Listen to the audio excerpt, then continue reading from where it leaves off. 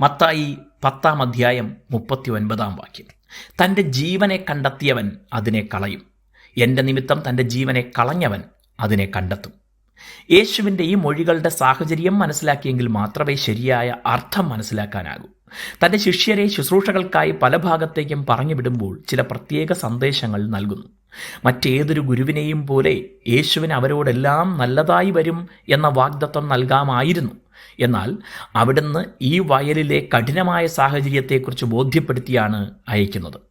മനുഷ്യരുടെ രക്ഷയ്ക്കായി ലോകത്തിൽ വന്ന, രോഗികളെ സൗഖ്യമാക്കുകയും നന്മ ചെയ്യുകയും ചെയ്ത, ഭൂതബന്ധനസ്ഥരെ സ്വതന്ത്രരാക്കുകയും സമൂഹത്തിലെ അന്ധവിശ്വാസങ്ങൾക്കും തിന്മകൾക്കുമെതിരെ സംസാരിക്കുകയും ചെയ്ത തന്നെ ഭൂതത്തലവനെന്നാരോപിച്ച ലോകത്തിൽ നിന്ന് യാതൊരു സഹതാപവും സഹകരണവും പ്രതീക്ഷിക്കേണ്ടതില്ല എന്നാണ് അവിടുന്ന് ഉപദേശിക്കുന്നത്.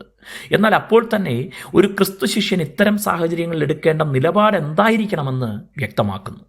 ഈ ഉപദേശം പുരോഗമിക്കുമ്പോൾ ഒരു മനുഷ്യൻ സ്വാഭാവികമായും ഏറ്റവും സംരക്ഷിക്കുന്ന ജീവനെക്കുറിച്ച് പറയുന്നു. തൻ്റെ നാമം നിമിത്തം നിന്ദകൾ, ഉപദ്രവങ്ങൾ മാത്രമല്ല ജീവഹാനി വരെ സംഭവിക്കാം. അത്തരം സാഹചര്യത്തിലും ഭയപ്പെടാതെ ഏൽപ്പിച്ച ദൗത്യമായി നിലകൊള്ളുക എന്നാണ് അവിടുന്ന് കൽപ്പിക്കുന്നത്. ജീവൻ രക്ഷിക്കാനായി ക്രിസ്തുവിനെ തള്ളിപ്പറഞ്ഞാൽ ഈ ലോകത്തിൽ ജീവൻ കണ്ടെത്തിയെന്ന് വരികിലും സത്യത്തിൽ അവർ തങ്ങളുടെ നിത്യജീവൻ നഷ്ടമാക്കുകയാണ്. എന്നാൽ ഇവിടെ ജീവൻ വെടിഞ്ഞെന്ന് വരികിലും ക്രിസ്തുവിന് വേണ്ടിയാകയാൽ അവർ നിത്യജീവൻ കണ്ടെത്തുന്നു.